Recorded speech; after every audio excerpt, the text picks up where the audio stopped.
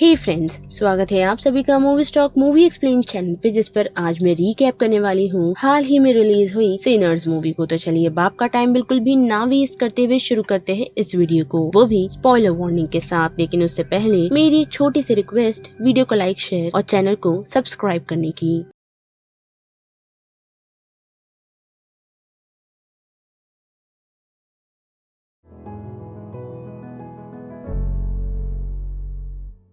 Film की शुरुआत एक नरेशन से की जाती है कि किस तरह कुछ लोग कहते हैं कि म्यूजिक में भी पावर होता है, जिसकी मदद से स्पिरिट को कैप्चर किया जा सकता है या फिर उन्हें खुद की तरफ आकर्षित किया जा सकता है, चाहे वो पास्ट से हो या फ्यूचर से। यानी कि हम ऐसा मानकर चल सकते हैं कि म्यूजिक एक पॉसिबिलिटी है जिससे हम इविल पावर को अट्रैक्ट कर सकते हैं। जिसके बाद कहानी शुरू होती है एक मिसिसिपी कैलिफोर्निया के गाँव से और ईयर है 1932, जहाँ हमें सैमी मोरे नाम का एक यंग लड़का दिखाया जाता है जो चर्च की तरफ ड्राइव करता हुआ पहुंचा है, जिसके फेस पर अजीब सा मार्क है और उसके हाथों में हम टूटा हुआ गिटार देख पाते हैं। और चर्च में एंटर करते ही उसके फादर, जो उस चर्च के पास्टर भी हैं, जो अपने बेटे से रिपेंट करने के लिए कहते हैं क्योंकि उनके अकॉर्डिंग म्यूजिक एक सिन है। पर हम देख पाते हैं कि सैमी वह कुछ नहीं कहता। जिसके बाद कहानी बढ़ती है एक दिन पहले, जहाँ हम देख पाते हैं कि सैमी के कजिन एलिजा और एलियस, जिन्हें स्मोक और स्टैग भी कहा जाता है, वो अपने गांव लौट चुके हैं। वो भी काफी सारे पैसों के साथ, जिन्होंने उसे कुछ गैंगस्टर से चुराया है, और उन पैसों की मदद से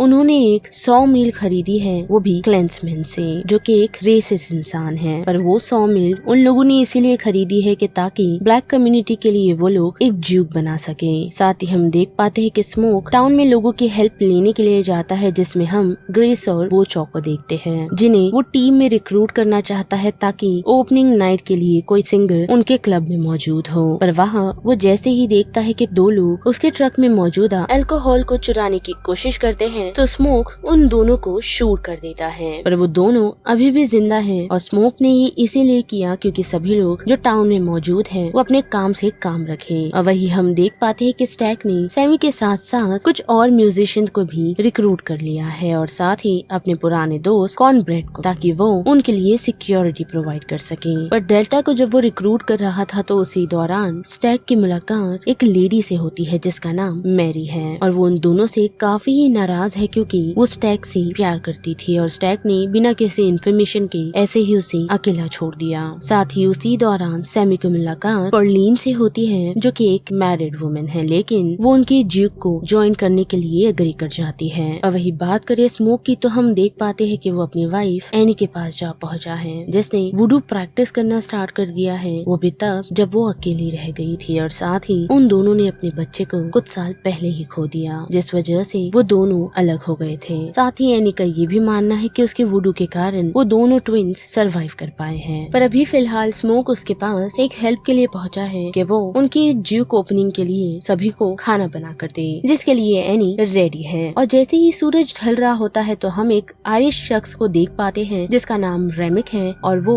एक रेसिस्ट कपल बर्ट और जोएन के पास आ पहुंचता है, जिन्हें कुछ गोल्ड की एक्सचेंज में इन ज्यूज से वो प्रोटेक्शन के लिए उन्हें कन्विंस करने में कामयाब होता है। और जैसे ही इन ज्यूज ग्रुप के लोग जोएन के घर पहुंचते हैं और रेमिक की इन्फॉर्मेशन लेने की कोशिश करते हैं, तो वो लोग उन्हें कोई भी इन्फॉर्मेशन नहीं देते, जिस कारण वो सभी वहाँ से चले जाते हैं। और जोएन जैसे ही रेमिक के पास पहुँचती है, तो देख पाती है कि उसका हस्बैंड वेम्पायर बन चुका है, और रेमिक भी एक वेम्पायर है। साथ ही इवनिंग के दौरान हम देख पाते हैं कि ब्रदर्स की ओपनिंग काफी अच्छी रही है, और उन लोगों ने काफी सारा क्राउड इकट्ठा कर लिया है। पर इस जगह को ओपन करने के लिए उन लोगों ने काफी पैसे स्पेंड किए हैं, जिस कारण स्मोक पैसों को लेकर काफी स्ट्रिक्ट है। लेकिन स्टैक और एनी उसे कन्विंस करने में कामयाब होते हैं, ये बताकर कि जितने भी लोग यहाँ आए हुए हैं, उन लोगों ने काफी मेहनत की है, जिस वजह से वो भी मान जाता है। और उसी के साथ हम देख पाते हैं कि मैरी भी पार्टी में अलाउ कर दी जाती है क्योंकि वो उनकी फैमिली है। जिसके बाद सभी लोग सैमी की म्यूजिक के साथ काफी ही एंजॉय करते हैं। पर उस म्यूजिक और डांसिंग के कारण रेमिक और जॉन उनकी तरफ अट्रैक्ट होना शुरू हो जाते हैं और उनके ज्यूक को ज्वाइन करने की रिक्वेस्ट करते हैं। लेकिन हम देख पाते हैं कि स्मोक उन लोगों को देखकर थोड़ा सस्पिशियस हो जाता है, और उनके पैसे देने के बावजूद भी वो उन्हें अंदर आने नहीं देता। और मैरी स्मोक के मना करने के बावजूद भी उन लोगों से बातचीत करने के लिए पहुँचती है, ये सोचते हुए कि उन ब्रदर्स को पैसों की जरूरत है तो क्यों नहीं। जैसे स्टार्ट में देख मैरी को ऐसा नहीं लगता कि वो लोग खतरनाक है, लेकिन धीरे धीरे जब रेमिक की आंखें ग्लो करना शुरू होती हैं तो वो वहाँ से जाने की कोशिश करती है। और उसी दौरान हम कॉर्नब्रेड को भी देख पाते हैं जिसने मैरी को अंदर आने की इजाजत दे दी है, जो परमिशन लेकर ही पहुंची थी। तो वो वॉशरूम के बहाने वहाँ से निकल जाता है और अंदर जाते ही मैरी को हम देख पाते हैं कि वो स्मोक को सिड्यूस करने की कोशिश करती है, लेकिन ऐसा नहीं कर पाती, जिस कारण वो फिर से स्टैग के पास जाकर उसे एक कमरे में ले जाती है। और जब स्मोक का ध्यान क्राउड की तरफ होता है तो वो सैमी को स्टेक के पास भेजता है ताकि वो उसे वहाँ से ले आए, लेकिन सैमी ऐसा नहीं करता, जिस वजह से स्मोक उसे रोकने के लिए खुद अंदर चला जाता है और देख पाता है कि मैरी ने ऑलरेडी स्टेक के गर्दन को काट लिया है। जिससे चिढ़ स्मोक मैरी पर गन तो चला देता है, लेकिन उस गोलियों से उस पर कोई असर नहीं होता और वो वहाँ से ये बोलती हुई चली जाती है कि हम सब यहाँ मौजूदा सभी लोगों को मार देंगे, जो चीज उन लोगों के समझ नहीं आती। पर साथ ही स्मोक काफी ही परेशान है क्योंकि स्टेक नहीं बचा और स्मोक स्लिम को कहकर जॉइन में मौजूदा सभी लोगों को घर भेज देता है और वहाँ सिर्फ स्मोक, सैमी, एनी, स्लिम, पॉलाइन और ग्रेस बचते हैं। और जैसे ही सभी लोग वहाँ से चले जाते हैं तो कॉर्नब्रेड उन लोगों से बातचीत करता हुआ पहुँचता है, यही कहते हुए कि वो लोग उसे अंदर इनवाइट करें। पर एनी ये रियलाइज कर पाती है कि कुछ तो गड़बड़ है, जिस कारण वो उसे अंदर आने नहीं देती, बल्कि कॉर्नब्रेड जिसने अपने पैसे मांगे हैं काम के लिए तो स्मोक उसे देने की कोशिश करता है और उसी दौरान कॉर्नब्रेड उसे काटने की कोशिश करता है, लेकिन स्मोक उसे शूट कर खुद को बचाने में कामयाब होता है। जैसे ही एनी को ये रियलाइज होता है कि वो सभी वैम्पायर्स है और उसी दौरान पीछे के दरवाजों से उन्हें नॉकिंग की आवाज आती है, जहाँ स्टैग की डेड बॉडी पड़ी थी और वो अपने भाई स्मोक को यही मनाने की कोशिश कर रहा है कि वो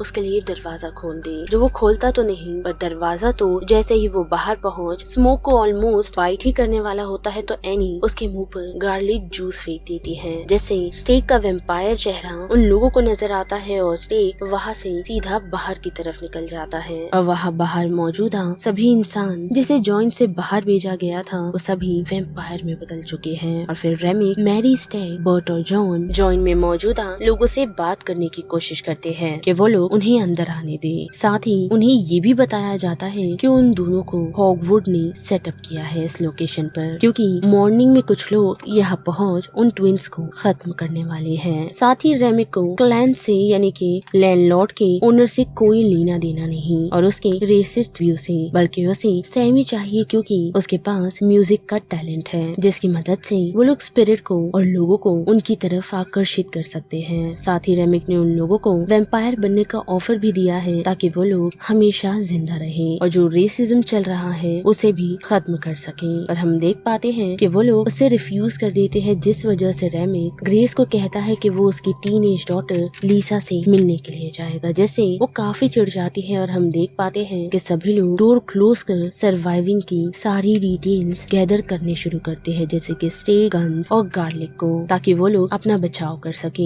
जिसके बाद क्या उन वैम्पायर्स के बार बार चढ़ाने के कारण ग्रेस उन लोगों को अंदर बुला देती है। जिसके बाद क्या हम देख पाते हैं कि वैम्पायर्स और ह्यूमन के बीच वॉर छिड़ जाती है, जिसमें ग्रेस अपने ही हस्बैंड पर चार्ज हो जाती है और वो दोनों फायर के चलते जलना शुरू हो जाते हैं। और स्लाइम जिसे वैम्पायर ने काट लिया था तो वो अपना हाथ ही कट कर देता है। और पॉलाइन जो सैमी के सामने काफी फेटली इंजर्ड हो जाती है पर फिर भी उसे वहाँ से जाने कहती है। साथ ही एनी को भी स्टेक ने बाइट कर लिया था तो स्मोक उसके कहने पर उसे खत्म कर देता है, क्योंकि उसका ये मानना है कि वो दोनों जरूर मिलेंगे। जिससे स्टेक और मैरी काफी सैड हो जाते हैं क्योंकि एनी मर चुकी है। जिसके बाद हमें स्मोक स्टेक की फाइट दिखाई जाती है। वहीं बाहर की तरफ हम देख पाते हैं कि रेमिक सैमी के पीछे लग चुका है, साथ ही उसके फेस पर उसने वैम्पायर क्लॉज के निशान छोड़ दिए हैं। और सैमी जब नोटिस करता है कि रेमिक उससे बातचीत कर रहा है तो उस मौके का फायदा उठाकर ट्विंस फादर के दिए हुए गिटार की मदद से,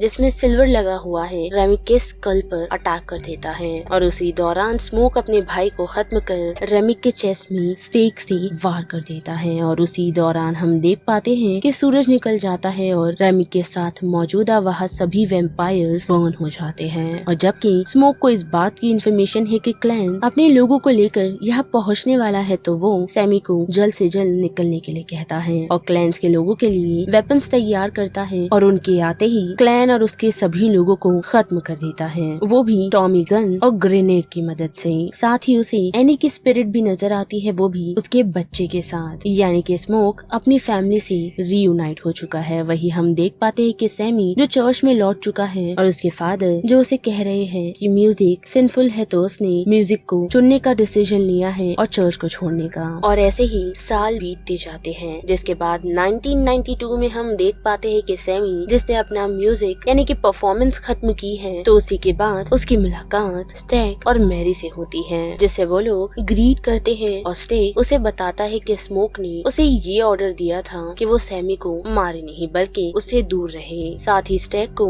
इस बात का सेंस हो चुका है कि सैमी के पास अब ज्यादा जिंदगी नहीं बची, तो वो उसे फिर से ऑफर करता है, यही कहते हुए कि वो और लंबा जी सकता है, जिसके साथ साथ म्यूजिक भी उसका काफी लंबे समय तक चलता रहेगा। लेकिन सैमी कहता है कि उसने काफी जी लिया और अब उसका सही टाइम है जाने का। जिसके बाद वो स्टैक और मैरी के लिए उसका एक लास्ट सॉन्ग प्ले करता है और जैसे ही वो दोनों वहाँ से जा ही रहे होते हैं, तो सैमी उन लोगों को कहता है कि आज भी उसे उस रात के नाइटमेयर्स आते हैं, पर अभी भी उसे ये पता है कि उसने उस रात काफी अच्छा समय भी बिताया था, जैसे स्टेक भी एग्री करता है और ये कहता है कि उसने उस रात अपने भाई को आखिरी बार देखा था और साथ ही सन को भी। जिसके बाद बड़े पोस्ट क्रेडिट सीन की तरफ तो हमें सैमी दिखाया जाता है, वो भी 1932 में, जहाँ हम उसे चर्च में देख पाते हैं और वो अपने फादर के सामने बिना कुछ सोचे समझे सभी के सामने म्यूजिक प्ले करता है, मानो जैसे वो सारी चीजों से फ्री हो चुका है। तो बस इस वीडियो में इतना ही। जिस बारे में आप सभी की क्या राय बनती है उसे लेकर आप मुझे कमेंट सेक्शन में बता सकते हो। साथ ही वीडियो पसंद आई तो वीडियो को लाइक, शेयर और चैनल को सब्सक्राइब करना मत भूलिएगा। बाकी मैं मिलूंगी आपसे फिर किसी मूवीज या सीरीज के रिकैप के साथ। तब तक के लिए आप movie stock movie explain channel के बाकी वीडियोस को एंजॉय कीजिए। Till then bye.